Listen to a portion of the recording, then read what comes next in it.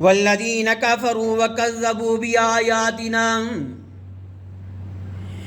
اور وہ لوگ جنہوں نے انکار کیا، کس چیز کا انکار کیا؟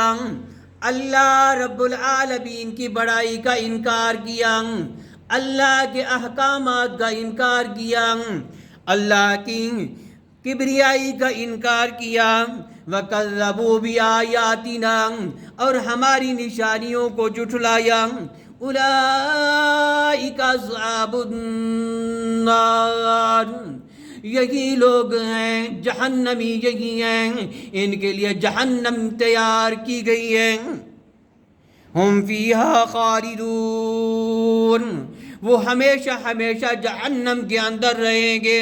جو اللہ کے احکامات کو نہیں مانتے، جنہوں نے اللہ رب العالمین کی بڑائی کو نہیں بیان کیا، جنہوں نے اللہ رب العالمین کے سامنے سجدہ ریز نہیں ہوئے، جنہوں نے اللہ رب العالمین کی بندگی نہیں کی، اللہ کے احکامات کا انکار کیا، اللہ رب العالمین نے کہا کہ میں وحدہ لا شریک ہوں، انہوں نے اللہ رب العالمین کو وحدہ لا شریک نہیں مانا، بلکہ اللہ کے ساتھ اوروں کو شریک ٹھہرانے لگے، تو اللہ رب العالمین فرما رہے ہیں کہ ان کے لیے جہنم تیار کی گئی ہے۔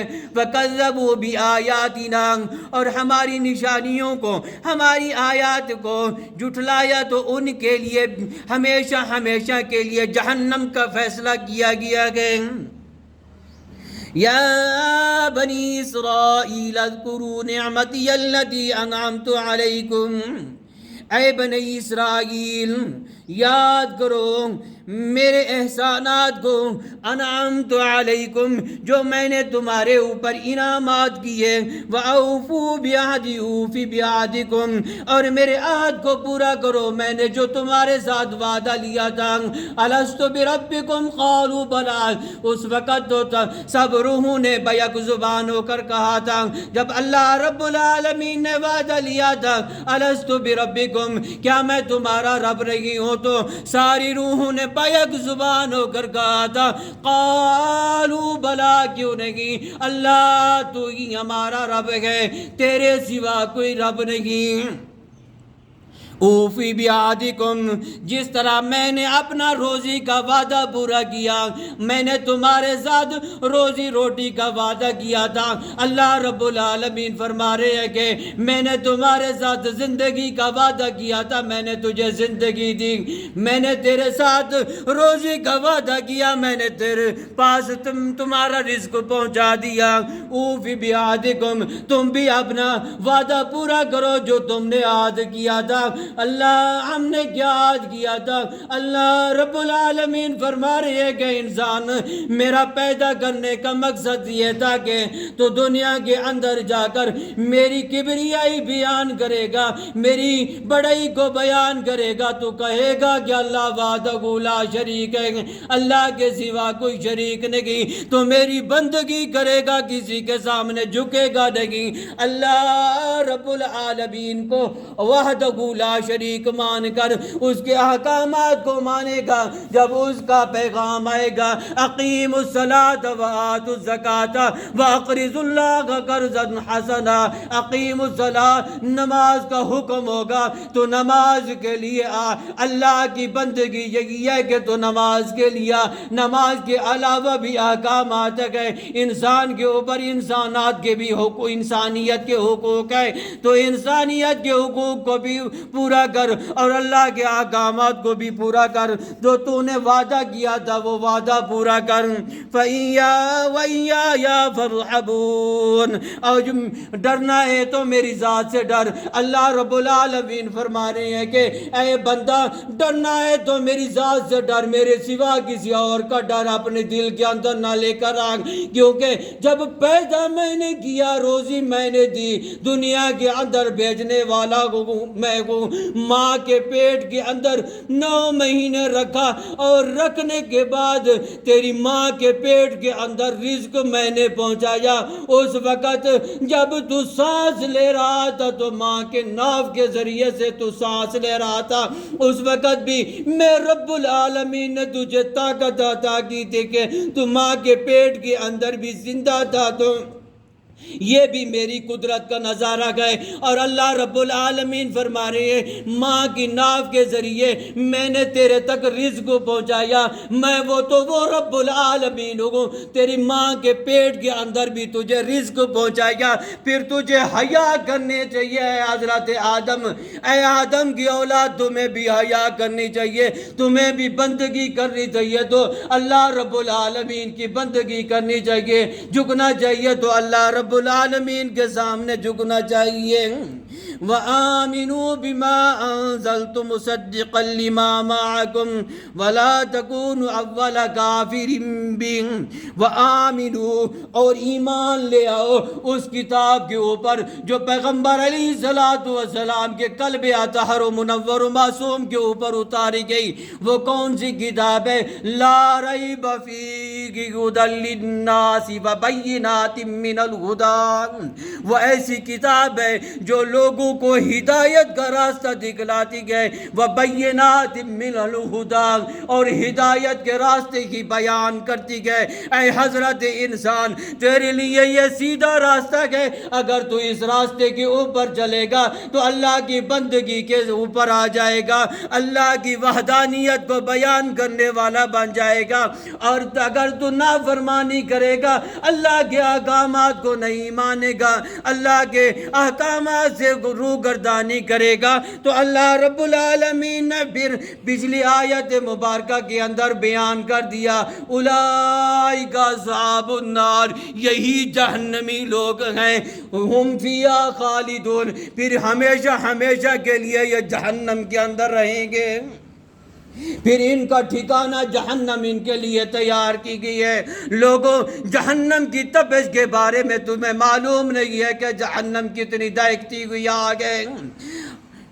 میں نے پچھلے جمعہ کے اندر بھی بیان کیا تھا کہ اللہ رب العالمین کے پیغمبر علیہ السلام جناب رحمت کائنات نے حدیث مبارکہ کے اندر ارشاد فرمایا ان شدت الحر من فی جہنم, گرمی کی شدت جہنم کا ایک سانس ہے. جہنم سال کے اندر ایک مرتبہ سانس لیتی ہے. جب ایک مرتبہ سانس لیتی ہے تو وہ اس کی شدت اتنی زیادہ ہوتی ہے کہ انسان تڑپتا ہے. دنیا کے اندر اس کی شدت اتنی بڑھ جاتی ہے. تو لوگوں, جہنم کی شدت کتنی ہوگی, ہم تو جہنم کی آگ کی تپش بھی برداشت نہیں کر سکتے. اللہ ہمارے اندر وہ قوت موجود نہیں کہ اللہ ہم تیری گرمی کو برداشت کر سکے. اللہ ہم تیری بارگاہ کے اندر ہاتھ دراز کر کے کہتے ہیں ربنا ظلمنا انفسنا, اللہ ہم نے اپنی جانوں کے اوپر خود ظلم کیا ہے. قرآن مقدس کے اندر بھی اللہ رب العالمین ارشاد فرماتے گئے اللہ لا یظلم الناس ولکن یظلمکم, اللہ لوگوں کے اوپر ظلم نہیں کرتے بلکہ لوگ اپنے اوپر خود ظلم کرتے گئے. اللہ کے بندو, اللہ کے سامنے آ جاؤ, اللہ کی بندگی کرنے والے بن جاؤ. تبلیغی حضرات بھی یہی دعوت دیا کرتے گئے. اللہ تبلیغ والوں کو تا دیر قیامت تک آباد و شاد رکھے. جنہوں نے لوگوں کے دلوں کے اوپر اتنی محنت کی, وہ اپنا پیسہ لگا کر, اپنا ذاتی پیسہ لگا کر لوگوں کو دین کی دعوت دیتے گئے. لوگوں, یہ پیغمبر علیہ السلام اصحاب پیغمبر کا طریقہ ہے, اصحاب رسول کا اصحاب رسول کا طریقہ ہے, صحابہ کرام کا طریقہ ہے. صحابہ کرام رضوان اللہ تعالی علیہم اجمعین کی جماعت نے بھی دریا کے اندر, سمندر کے اندر اپنے گھوڑوں کے پیروں کو ڈال کر کہا کہ اللہ اگر اس سمندر کے پار بھی اگر تیری انسانیت بستی ہے تو وہاں تک بھی ہم تیرا دین پہنچانے کے لیے تیار ہیں. یہ دین ایسے نہیں ملا، یہ دین قربانیوں سے ملا گئے۔ اگر یہ پاکستان کا ٹکڑا بھی ہمارے لیے ایک عظیم دھرتی کے طور پر ہمیں ملا گئے تو اس کے لیے بھی علماء نے خون بہایا گئے، انسانیت کا اس کے اوپر خون بہایا گئے۔ خدا را تم اپنے پاکستان کی عزت کیا کرو۔ آج ہمارے اوپر یہ جو ظلم ڈھایا جا رہا ہے یہ ہمارے کی اعمال کا نتیجہ ہے۔ حکمرانوں کو گالیاں نہ دیا کرو، حکمرانوں کے اوپر طعنہ زنی نہ کیا کرو، کیونکہ حدیث مبارکہ کے اندر رحمت دو عالم صلی اللہ علیہ وسلم کی ذات بابرکات نے خود ہی ارشاد فرمایا اعمالکم اموالکم، جیسے تمہارے اعمال ہوں گے ویسے ہی تمہارے اوپر حکمران مسلط کیے جائیں گے۔ اگر ہمارے اوپر جبر کا پہاڑ ٹوٹا ہے تو ہمارے اعمال کی وجہ سے ٹوٹا گئے۔ آج ہم احتجاج جو کر رہے ہیں لیکن ہم نے کبھی سوچا ہے کہ ہم نے کبھی اللہ کی بارگاہ کے اندر بھی احتجاج کیا یا نہیں کیا؟ اللہ کی بارگاہ کے سامنے آ کر اپنے گناہوں کو پیش کیا یا نہیں کیا؟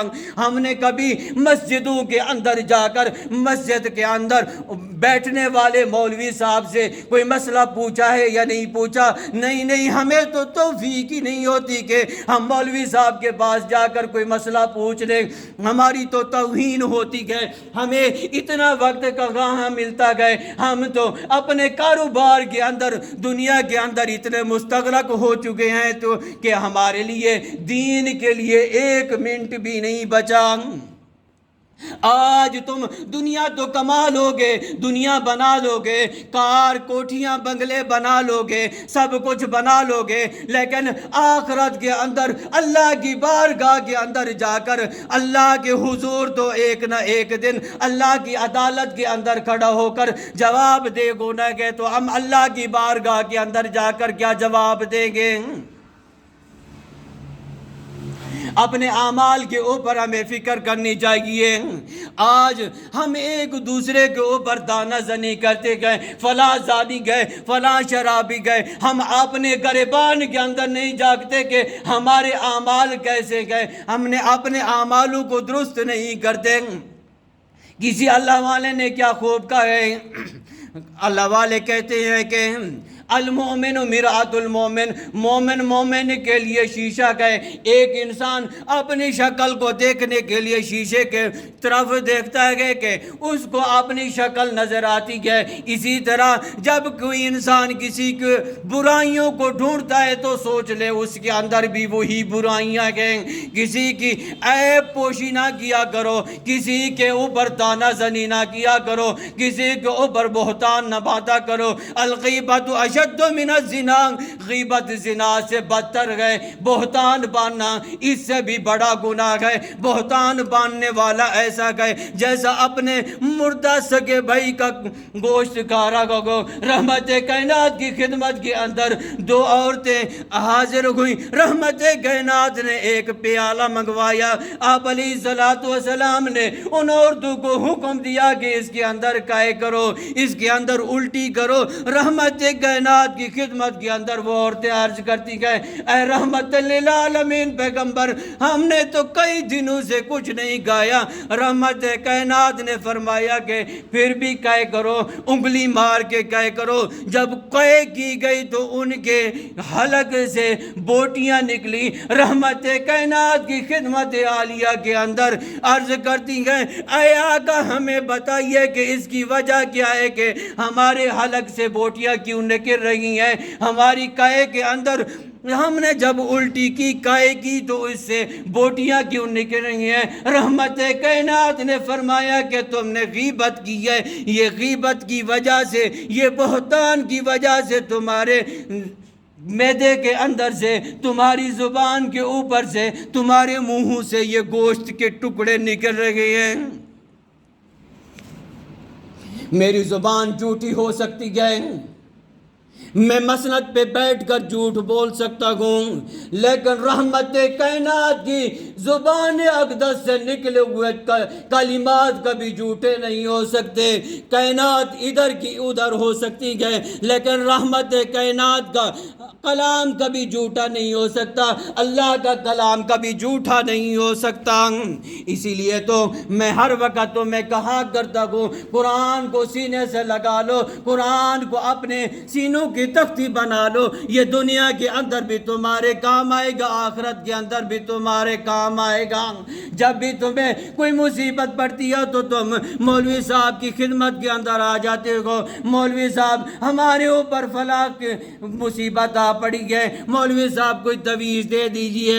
تم یہ نہیں سوچتے کہ آج تم تویز تو لینے بیٹھے ہو، لیکن قرآن کو اپنے تویز بنا کر اپنے سینوں کے اندر کیوں نہیں سما لیتے؟ یہ قرآن کو تختی بنا کر اپنے سینوں کے اندر سنبھالو گے، دنیا کی مشکلات کا مقابلہ کرنا تمہیں سیکھنا آ جائے گا۔